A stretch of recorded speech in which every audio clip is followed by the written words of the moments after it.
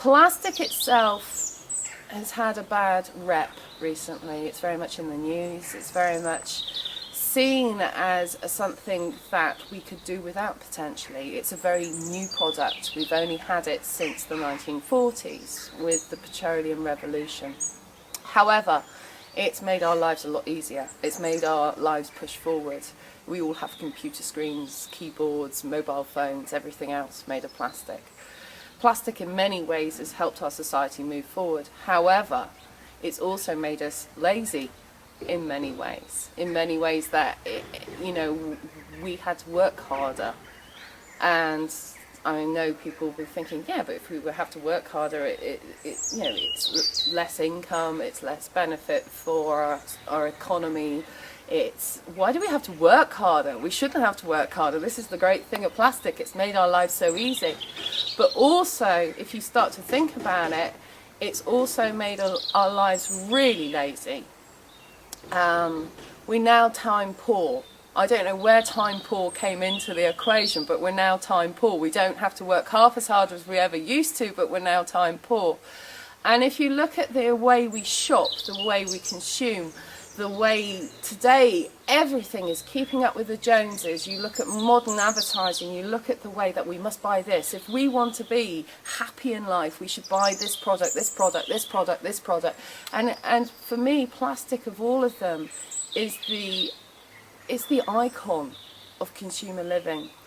And we don't need it. A lot of the time we don't need a lot of the products we're buying. If you look at disposable plastic, which I hate with vengeance, plastic itself, a lot of people don't know, and there's always different stats. You hear it all the time. Some people say plastic lasts in the environment 400 years, others go up to 700 years. Some marine biologists now think it's 1,000 years.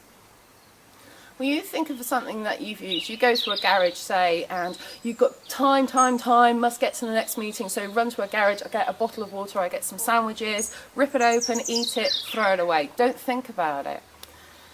Well, where has that plastic come from? Where's it been drilled out of? It's a finite resource that can't be replaced. It's taken, some people will say, how long does it take to make a piece of plastic?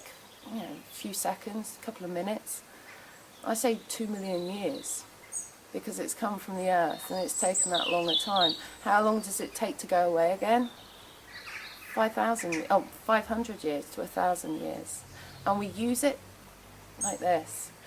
And if you see how much disposable plastic we're using every single year, it's now estimated at 2 billion tons of plastic.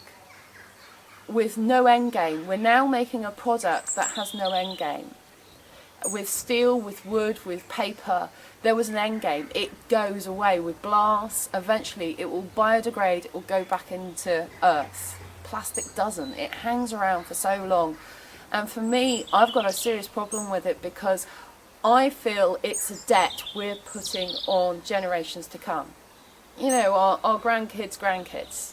They're not going to ask for this. But just because we're alive now, we've got a right to go, oh, I'm too busy to think of the future, and I'm not going to be alive at that point, so why should I care?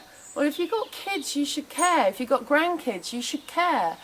And I want future generations to have the opportunity to see other species on this planet. It isn't all about us. A lot of people disassociate ourselves from the environment, and you have to think two ways. I would think if it was just us on the planet, it would be a pretty boring place. I'll get sick of seeing just human faces. And the other thing is, you can't think of the environment separate from ourselves. I think that's the thing that our modern society's done very well, is thinking that we live separately from the environment. I mean, I'm very lucky, I live in Devon. You can hear the birds singing, and we've got the coast very close, and so we're more connected. But if you live in a city, the environment is a very far away place, and you don't question where your fruit and veg comes from, you don't question where your meat is growing, you don't question where all of this, it just comes in a package, you rip it open, you throw away that package, you eat that food. Well, it comes back round to us, and in some nasty, horrible ways. And you can't keep on polluting the environment without thinking it's going to come back and bite us on the arse, because it is. So the plastic bag for me is, by getting rid of them, is nothing. You know, it's a tiny thing, but it's more what they represent and the symbol of them, in the hope that it gets people to think about their waste. I mean, the plastic bag for me is the icon of our consumer living. It's the icon of us just taking without thought, disposing without thought. On average, we use one for, I think it's 12 minutes, the UN tell us. And we pick up, each person on this planet, if I do some very boring stats, but each person on this planet uses 300 plastic bags a year.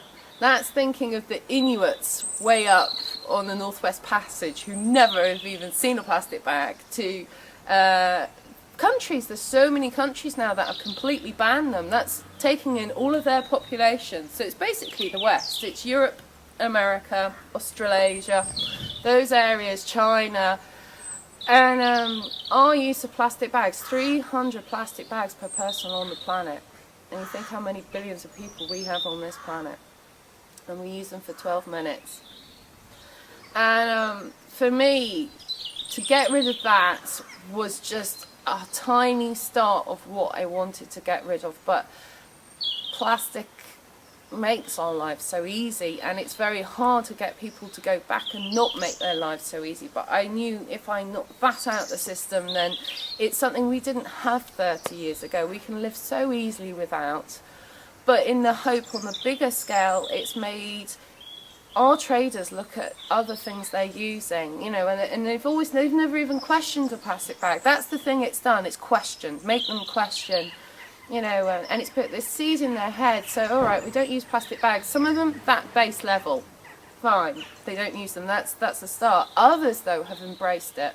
Others have said, well, hang on, what else have I got in this shop, and I don't need this, or, you know, this isn't a plastic bottle, I could do this in a glass bottle and it could be recycled. And, you know, this line of packaging, oh, this line of product always has so much packaging, I could do with another one. Or I've been phone, and yeah, and then sometimes I'll walk into their shops and they go, you've got me, you know, I've just been on the phone for 6 hours trying to find a recycler of all my bubble wrap. I wouldn't have even thought of this 2 years ago, but God, I feel guilty, and I can't just throw this out now. And, you know, it's got them thinking, and that's been the wonderful thing. I think on a sadder note, because this tiny little plastic bag campaign I did in my hometown, which I thought, you know, it's nothing much, it's had national interest, and it's not just national interest, it's had like 33 boroughs of London consider doing this. It's had huge cities use us as a model and sort of say, well, if Modbury can do it, then we can do it. And I think it says a bigger, sadder thing about our nation. I think it says that there should be more campaigns like this out there for people to do, easy steps for them to do. We see all this stuff on the TV about how bad our environment is, what state it's in, you know, the scientists are screaming from the rooftops telling us to do something about it. But yet people are like, well, you know, where do I start? What do I do? You know, do I switch my lights off? Are you telling me to switch my computer off? You know, I buy a hybrid car? What do I do? I mean, the plastic bag one's really easy, just don't use them. I wish there was more campaigns that had sort of taken hold. That it's not so much they're out there, it's just the press haven't covered them, and I wish the press would cover them to get people to, because the people want to do it. And I think that's a great failing of our government, is they just haven't shown people what to do, and do it easy, because there's a real need out there. They know they should be doing it, and just like this town, we all know we should be doing more, and people want to, they just need guidance. But I think one step at a time, getting people to first realise their consumer living, just buying without questioning, buying stuff that, do they actually need it, or can they use an alternative, questioning where those things have come from, questioning where they're going to go to, what impact they're going to have. You as an individual can take responsibility, and as a community you can take a bigger responsibility, and each time you do it you have a huge sense of pride. And I think that's the hope. That's what I'd like to have as the hope.